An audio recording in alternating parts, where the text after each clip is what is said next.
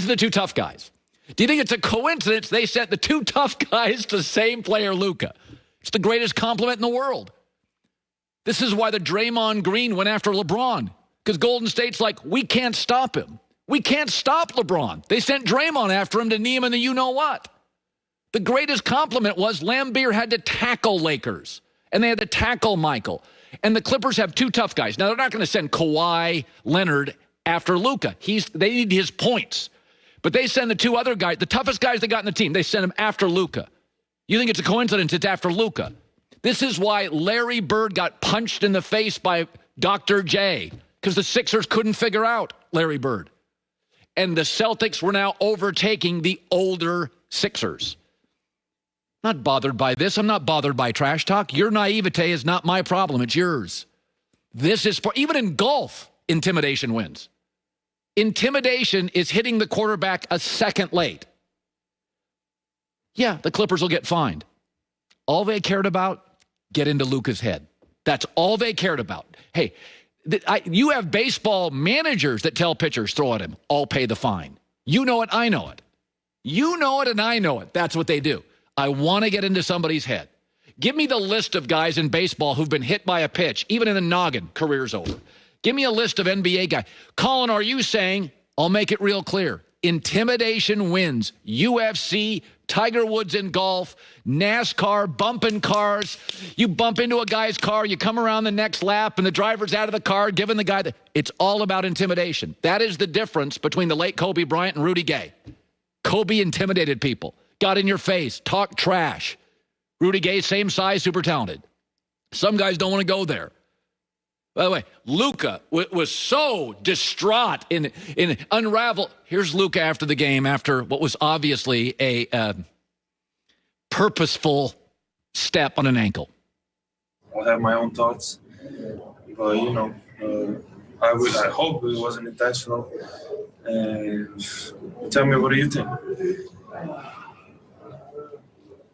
I just hope it wasn't intentional, but every person's gonna have their own thoughts, and just move on from there. He's just a wreck there.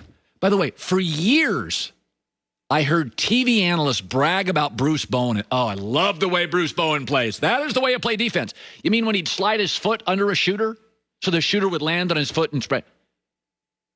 Didn't all you television analysts tell me how great Bruce Bowen was? Don't you tell me how great those Knicks teams were that couldn't shoot? Or the Pistons that had Reggie Miller and a bunch of guys that couldn't hit a free throw? Aren't we glamorizing the Celtics? Larry Bird was the really talented guy. The rest of them were kind of gritty. Aren't we glamorizing all these teams? They're gonna write books and do documentaries on the tough guys, not the nice guys. Luka's fine. It's an ultimate compliment. I didn't lose sleep, and I didn't lose any sleep on the trash talk. By the way, when Montrezl Harrell and Luka met after the trash talk, Luka was surprised that he came over. It was like, dude, it's basketball. I was 15 years old. What do you think it was like for Luka playing in Europe when he was 14 years old and scoring on 29-year-olds?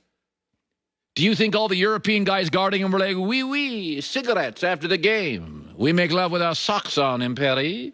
It's very fine. A 14-year-old just embarrassed me in front of my wife. This is all wonderful.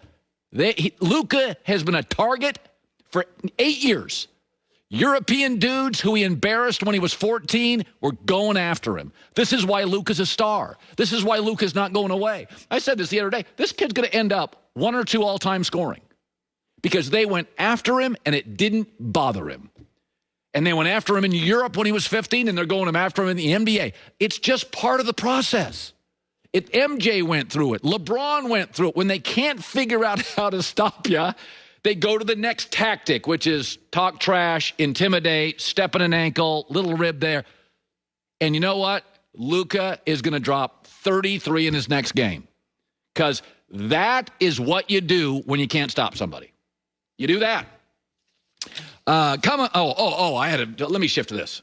A very good day yesterday. One of the reasons I had an amazing day yesterday, we picked the Clippers to win big. We said Paul George is going to play great and they're going to crush him. But that's not why we had a great day.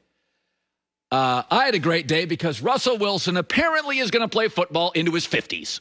Here it is. I just turned 31. I'm right in the beginning of my prime. I got so many more years left. I got at least 10 plus more years left in me. And so for me, I'm just getting started. That's the fun part for me.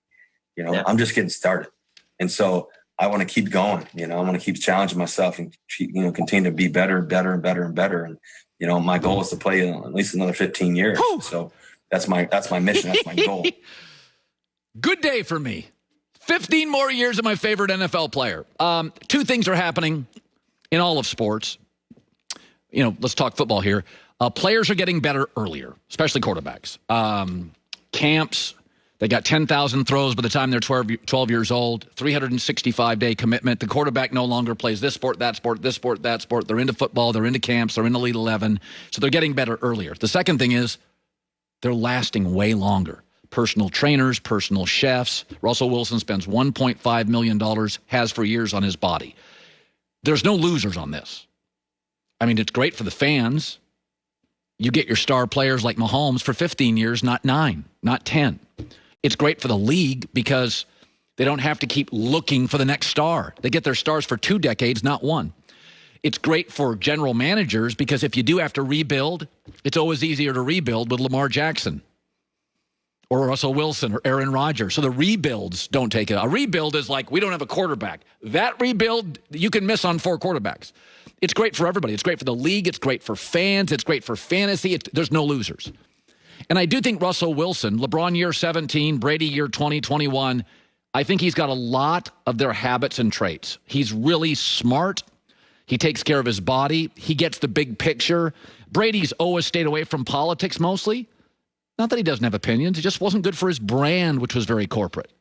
LeBron's into politics. For him, that's great for his brand in Hollywood. Russell Wilson takes care of his body. He sees it as a long-term investment. But you know what I thought when I saw this? The first thing I thought when I saw this was, so he's not ending his career in Seattle. Because why did LeBron leave Cleveland? The Cavs were no longer good for his brand. Why did Brady leave New England? They couldn't get him the kind of players to elevate him as he aged. And what's happening in Seattle once again this year? Bad O-line and an insistence to run a 1988 offense. And Russell is the life preserver, saving drive after drive and game after game. Seattle has never understood. It's never been Richard Sherman's team or Marshawn Lynch's or Pete Carroll's. It's been Russell. And they'll get it like New England or the Cavs, and it will be too late.